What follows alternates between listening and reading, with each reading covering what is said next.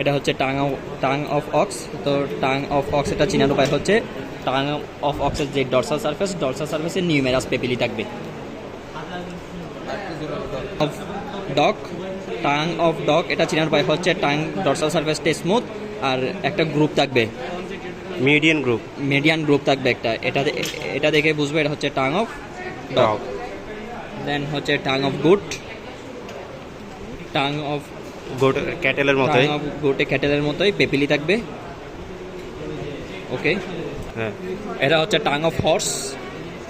এটা চেনার উপায় হচ্ছে এর যেটা ডরসাল সারফেস এটা একদম স্মুথ, এখানে কোনো পেপিলি থাকবে না। আর এখানে দুটো পেপিলি আছে, ফোলিয়েট পেপিলি। হর্সের টাঙের যে অ্যাপেক্সটা হচ্ছে স্পেচুলা শেপ। দেন হচ্ছে অক্সের যে অ্যাপেক্সটা হচ্ছে পয়েন্টেড। দেন হচ্ছে শিপগুটের অ্যাপেক্সটা হচ্ছে স্লাইটলি পয়েন্টেড। দেন হচ্ছে ডগেরটা হচ্ছে white, rounded and thin comparative to other dorsal apex thin হবে। হর্সের যে ডরসাল সারফেস এটার কালারটা হবে যে পিঙ্কিশ। আর অক্সে হচ্ছে ভেরিয়েবল পিগমেন্টেশন, শিপ গুটেও ভেরিয়েবল পিগমেন্টেশন। দেন গুটে হচ্ছে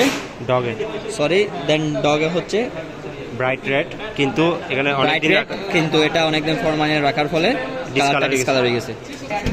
হর্সের যে ডরসাল সারফেসটা হবে থিক আর ডেন্স, এটা খুবই ডেন্স আর স্মুথ।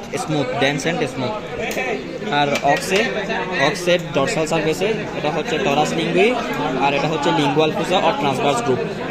শিবেন গুড সেম না?